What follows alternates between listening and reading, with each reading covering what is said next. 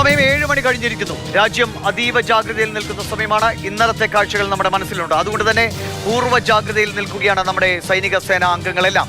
ഇന്ന് 5:30 ഇന്ത്യ വാർത്താ സമ്മേളനം നടത്തി വിദേശകാര്യ secretary Vikram Misri, wing commander Vyomika Singh, colonel Sofiya Qureshi അവർ കൃത്യമായി പറഞ്ഞു ഇന്നലെ എന്തൊക്കെയാണ് പാകിസ്ഥാൻ കാട്ടിക്കൂട്ടിയത്, അതിന് ഇന്ത്യ എങ്ങനെ മറുപടിയെന്ന്. ഇന്ന് എന്തൊക്കെയാണ് വിശദീകരിച്ചതെന്ന് വേഗത്തിൽ നമുക്ക് നോക്കാം. പാകിസ്ഥാന്റെ ആക്രമണം എന്തായിരുന്നുവെന്ന് ഇന്ത്യ വ്യക്തമാക്കുന്ന വിവരങ്ങളിലേക്കാണ്. പാകിസ്ഥാന്റെ ആക്രമണ ശ്രമം 36 സ്ഥലങ്ങളിൽ, അതായത് ജമ്മു കാശ്മീർ, ഗുജറാത്ത്, രാജസ്ഥാൻ, പഞ്ചാബ് അങ്ങനെ അതിർത്തിയിൽ കിടക്കുന്ന സംസ്ഥാനങ്ങളിലെ 36 കേന്ദ്രങ്ങളാണ് പാകിസ്ഥാൻ ഇന്നലെ രാത്രി ലക്ഷ്യം വെച്ചത്. ആ ലക്ഷ്യത്തിലേക്ക് പാകിസ്ഥാൻ അയച്ചത് പല വിധത്തിലുള്ള ഡ്രോണുകളാണ്. ഇന്ത്യൻ സൈനിക കേന്ദ്രങ്ങൾ, ഭട്ടിന്റെ അടക്കം, ഉദ്ധംപൂർ അടക്കമുള്ള ഇന്ത്യയുടെ സൈനിക കേന്ദ്രങ്ങൾ ലക്ഷ്യം വെച്ചുകൊണ്ടാണ് ഇന്നലെ പാകിസ്ഥാൻ ആക്രമണ ശ്രമം നടത്തിയത്. ഇന്ത്യയുടെ തിരിച്ചടി 4 കേന്ദ്രങ്ങളിൽ ഈ പാകിസ്ഥാൻ നടത്തിയ ആക്രമണത്തിന് 4 കേന്ദ്രങ്ങളിൽ തിരിച്ചടി നൽകി. പക്ഷേ 4 സ്ഥലങ്ങൾ ഏത് എന്ന് വ്യക്തമാക്കാൻ ഇന്ത്യ തയ്യാറായിട്ടില്ല. പാക് റഡാർ സംവിധാനം, ഇന്ത്യയുടെ തിരിച്ചടിയിൽ പാകിസ്ഥാന് വീണ്ടും അവരുടെ വ്യോമ പ്രതിരോധ സംവിധാനങ്ങൾക്ക് കനത്ത ആഘാതമേൽക്കുന്നു. റഡാർ സംവിധാനത്തെ പൂർണ്ണമായും ഇന്ത്യ തകർത്തെറിയുന്നു. യാത്രാ വിമാനങ്ങളെ മറയാക്കി ഇന്ത്യക്കെതിരെ പാകിസ്ഥാൻ യുദ്ധം ചെയ്തു എന്നതാണ് യുദ്ധക്കുറ്റമായി തന്നെ കണക്കാക്കേണ്ട ഏറ്റവും വലിയ ഗുരുതരമായ ക്രൈം എന്ന് വിശേഷിപ്പിക്കാം. അത് ബഹ്റൈനിൽ നിന്ന് ദമാമിൽ നിന്ന് ലാഹോറിലേക്ക് വരികയായിരുന്ന വിമാനമാണ്. ഈ ആക്രമണ സമയത്ത് ആകാശത്തുണ്ടായിരുന്ന എന്തെങ്കിലും പിഴവ് സംഭവിച്ചാൽ വലിയ അനിഷ്ടത്തിലേക്ക് പോകാമായിരുന്ന സാഹചര്യമാണ് പാകിസ്ഥാൻ മനഃപൂർവ്വം സൃഷ്ടിച്ചെടുക്കാൻ ശ്രമിച്ചത്. ഗുരുദ്വാര ആക്രമണം ഇന്ത്യയുടെ തലയിൽ വെക്കാൻ പാകിസ്ഥാൻ ശ്രമം നടത്തി. അതായത് പൂഞ്ചിലെ ഗുരുദ്വാരയിൽ പാകിസ്ഥാൻ ആക്രമണം നടത്തി, അത് തകർന്നു. അവിടുത്തെ ക്രിസ്ത്യൻ മിഷണറികൾക്കെതിരെ പാകിസ്ഥാൻ ആക്രമണം നടത്തി.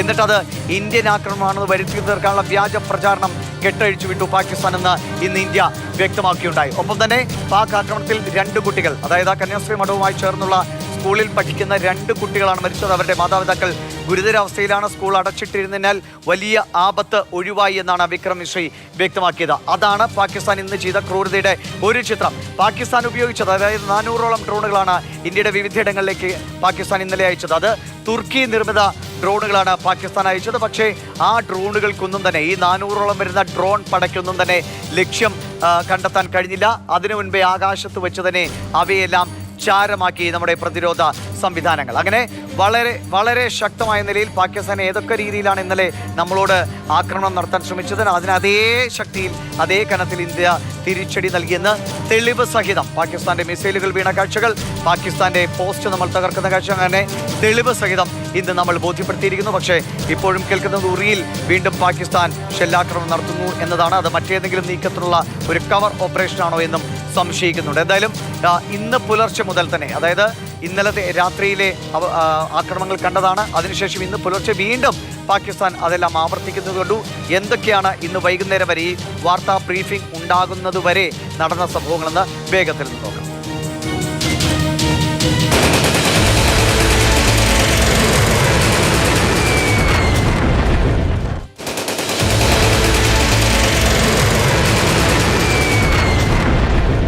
ഇന്നലെ രാത്രിയിൽ ഇന്ത്യൻ അതിർത്തിയിൽ ഉടനീളം പാകിസ്ഥാൻ നടത്തിയ ആക്രമണങ്ങൾ നമ്മൾ കണ്ടതാണ്. അതിനുള്ള തിരിച്ചടി നമ്മൾ കണ്ടതാണ്. പിന്നീട് മണിക്കൂറുകളുടെ ശാന്തതയായിരുന്നു. പക്ഷേ ഇന്ന് പുലർച്ചെ വീണ്ടും പാകിസ്ഥാൻ അതിരുവിട്ട നീക്കത്തിലേക്ക് കടന്നു. അത് ആദ്യമായി സാധാരണക്കാരനെ വീണ്ടും പാകിസ്ഥാൻ ലക്ഷ്യം വയ്ക്കുന്ന കാഴ്ച ഇന്ന് രാവിലെ കണ്ടത്. അത് പൂഞ്ച് മേഖലയിലടക്കം കനത്ത ഷെല്ലാക്രമണമാണ് ഉണ്ടായത്. ഒട്ടേറെ വീടുകൾ തകർന്നു, വാഹനങ്ങൾക്ക് കേടുപാടുകൾ പറ്റി. പക്ഷേ അവിടുത്തെ ആളുകളെ സുരക്ഷിത കേന്ദ്രങ്ങളിലേക്ക് മാറ്റി പാർപ്പിച്ചതുകൊണ്ട് ജീവഹാനി ഉണ്ടായില്ല.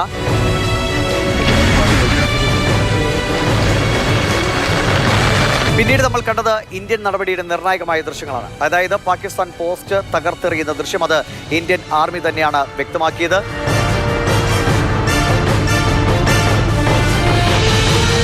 പിന്നാലെ വന്ന കാര്യങ്ങൾ, ചണ്ഡീഗഡിൽ മുന്നറിയിപ്പ്. സ്വാഭാവികമാണ്, ഇപ്പോൾ കഴിഞ്ഞ കുറച്ച് ദിവസങ്ങളായി രാജ്യം അതിനെ പ്രിപ്പയർഡായി നിൽക്കുന്നു. മുന്നറിയിപ്പ് സന്ദേശം വരുന്നു, സൈറൺ മുഴങ്ങുന്നു. ആളുകൾ കൃത്യമായി ആ നിർദ്ദേശങ്ങൾ പാലിച്ചുകൊണ്ട് വേണ്ട സുരക്ഷിതത്വമായ കാര്യങ്ങളിലേക്ക് കടക്കുന്നു. അതിനുശേഷമാണ്, ചണ്ഡീഗഡിലെ മുന്നറിയിപ്പിന് ശേഷം പഞ്ചാബിൽ നിന്ന് നമ്മൾ പാകിസ്ഥാന്റെ മിസൈൽ കണ്ടെത്തി. അതിലേറ്റവും കൗതുകകരമായ കാര്യം, കാര്യമായി ഒരു പ്രവർത്തനവും നടത്താതെ ആ മിസൈൽ നിലത്ത് വീണു എന്നതാണ് ചൈനീസ് നിർമ്മിത മിസൈലാണ് എന്ന് വ്യക്തമാക്കുന്നത്. പാകിസ്ഥാന്റെ പ്രകോപനത്തിന് ലോകത്തിന് മുന്നിൽ വയ്ക്കാനുള്ള മറ്റൊരു തെളിവായി അത് മാറി.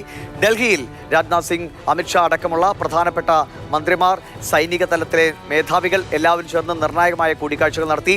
ഒപ്പം അതിലെ പ്രധാനപ്പെട്ട തീരുമാനങ്ങൾ ഏതൊക്കെ വിധത്തിൽ ഇന്ത്യ മുന്നോട്ട് പോകണമെന്നതാണ്. അതിനിടയിലാണ് IPL മത്സരങ്ങൾ മാറ്റിവെക്കാനുള്ള തീരുമാനത്തിലേക്ക് എത്തുന്നത്. ഒരാഴ്ച IPL മത്സരങ്ങൾ റദ്ദാക്കുന്നു എന്നതാണ് സർക്കാർ അറിയിക്കുന്നത്. അതിനോട് അനുകൂല സമീപനം എല്ലാ IPL ടീമുകൾ സ്വീകരിക്കുകയും ചെയ്തു. നേഷൻ ഫസ്റ്റ് എന്ന നിലപാടിലേക്ക് എല്ലാവരും എത്തി. ടെറിട്ടോറിയൽ ആർമി അംഗങ്ങളെ അവശ്യഘട്ടത്തിൽ വിന്യസിക്കാനുള്ള ഒരു അനുമതി കേന്ദ്ര സർക്കാരിന്റെ ഭാഗത്തുനിന്ന് സൈന്യവുമായുള്ള കൂടിക്കാഴ്ചയിൽ ഉണ്ടായിരിക്കുന്നതാണ്. അതും നമ്മൾ മുന്നൊരുക്കമെന്ന നിലയിൽ ചെയ്യുന്നതാണ്. രാജ്യതലസ്ഥാനത്ത് ഏറ്റവും ഒടുവിലായി രാജ്യതലസ്ഥാനത്ത് 3 മണിക്ക് ശേഷം സൈറണുകൾ മുഴങ്ങി. മോക്ക് ഡ്രില്ലായിരുന്നു അത് അപകട സാധ്യത വന്നാൽ അതിനുള്ള ഒരുക്കം എന്ന നിലയിൽ മോക്ക് ഡ്രിൽ നടത്തുകയായിരുന്നു. അപ്പോൾ ഇത്രയും കാര്യങ്ങളാണ് ഈ പകലിൽ നടന്നത്. ഇനിയുള്ള മണിക്കൂറുകൾ സ്വാഭാവികമായിട്ടും നിർണായകമാണ്. കാത്തിരിക്കാം, സമാധാനമാണോ യുദ്ധമാണോ എന്ന്.